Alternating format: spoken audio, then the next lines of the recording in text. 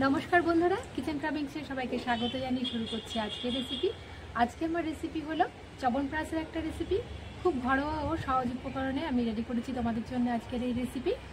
এটা শীতের শুরুতেই আমাদের ঘরে ঘরে লেগে থাকে সর্দি কাশি, আর এর থেকে রিলিফ পেতে আমি নিয়ে চলে এসেছি চবনপ্রাশের একটা রেসিপি। তাহলে দেখে নেওয়া যাক আজকের রেসিপি, চলো।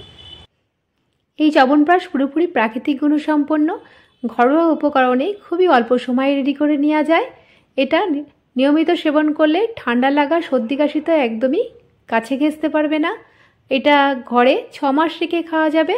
দেখতেই পাচ্ছ কতটা লোভনীয় হয়েছে। এটা বাচ্চা থেকে বড়রা সবাই পছন্দ করে।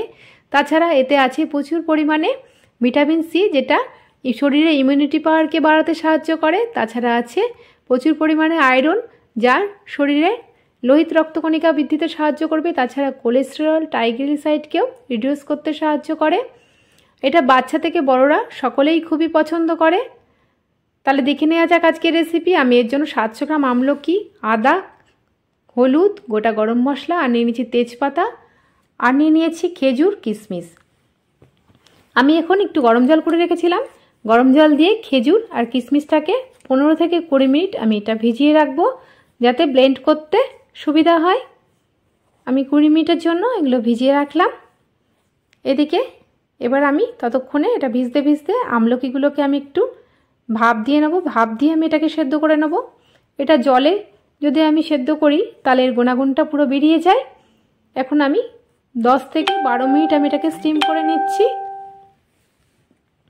তারপরে আমি গোটা গরম মশলাকে আমি ড্রাই রোস্ট করে নেব। এটা 10 থেকে 15 মিনিট লাগবে। এটা হালকা করে একদম লো টু মিডিয়াম ফ্লেমে আমি ড্রাই রোস্ট করে নিচ্ছি, যতক্ষণ না সুন্দর একটা ফ্লেভার আসে।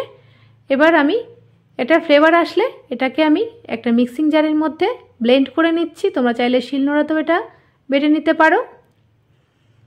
দেখো আমি ব্লেন্ড করে নিয়েছি। আর এদিকে আমার এটা ভাপ দেওয়াও হয়ে গেছে আমলকিগুলোকে। এবার আমি একটা পাত্রের মধ্যে আমলকিগুলোকে তুলে ঠান্ডা করে আমি ব্লেন্ড করে নেব। সব আমলকিগুলোকে আমি এর মধ্যে নিয়ে নিয়েছি। এবার আমি বীজগুলোকে ছাড়িয়ে ঠান্ডা হতে দেবো।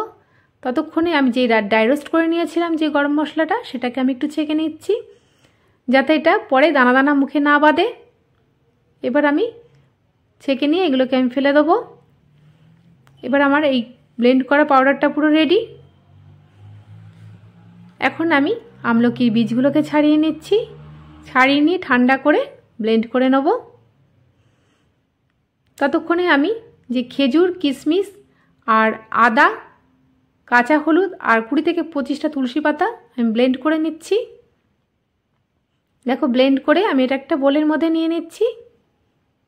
এবার আমি একই মিক্সিং জারের মধ্যে ঠান্ডা করে নিয়েছি আমি এই আমলকিগুলোকে। এবার আমি ব্লেন্ড করে নেব।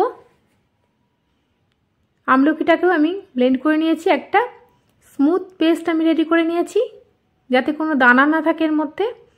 এবার আমি গুড়টাকে জাল করে নেব। আমি 700 গ্রাম আমলকির জন্য 500 গ্রাম মতন আমি আখের গুড় নিয়ে নিয়েছি। এবার গুড়টাকে আমি একটু মেল্ট করে নেব। 8 থেকে 10 মিনিট আমি এটা নাড়তে নাড়তে মেল্ট করে নিচ্ছি, যাতে গুড়ের মধ্যে কোনো দানা না থাকে। দেখো গুড়টা পুরোপুরি মেল্ট করা হয়ে গেছে। আর গুড়ের যখন একটা ফ্লেভার আসবে, ফ্লেভার ছাড়বে, ততক্ষণ আমি এটাকে নাড়ব। দেখো পুরোপুরি মেল্ট হয়ে গেছে আর হালকা একটা ফ্লেভারও ছেড়েছে গুড়ের। এই পর্যায়ে আমি ব্লেন্ড করে রাখা আমলকিটাকে অ্যাড করে দিচ্ছি এর মধ্যে। আমলকি আর গুড়টাকে পুরোপুরি মেল্ট করে নিচ্ছি। এটাও আরও 5 থেকে 7 মিনিট আমি নাড়তে থাকবো, যতক্ষণ না একটা কালার আসে। দেখো নাড়তে নাড়তে একটা ন্যাচারাল কালার চলে আসছে, একদম পুরোপুরি চবনপ্রাশের কালার আসছে। এই পর্যায়ে আমি অ্যাড করে দিচ্ছি খেজুর, কিশমিশ, আদা, হলুদ আর তুলসী পাতার যে পেস্ট আমি করে রেখেছিলাম, সেটাও আমি মেল্ট করে নিচ্ছি। এটা দেওয়াতে খুব সুন্দর একটা স্মেল আসছে। এটা দেখো পুরোপুরি রেডি হয়ে গেছে। এখন আমি ড্রাই রোস্ট করা যে গরম মশলাটা আমি গুঁড়ো করে রেখেছিলাম, সেটা আমি দিয়ে দিচ্ছি।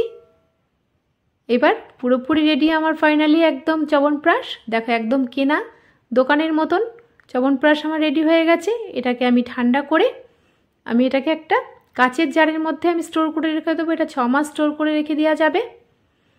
আর এটা নিয়মিত সেবন করলে ঠান্ডা লাগা, সর্দি কাশি একদমই তো আসবে না, কোনো কফ সিরাপের প্রয়োজন হবে না।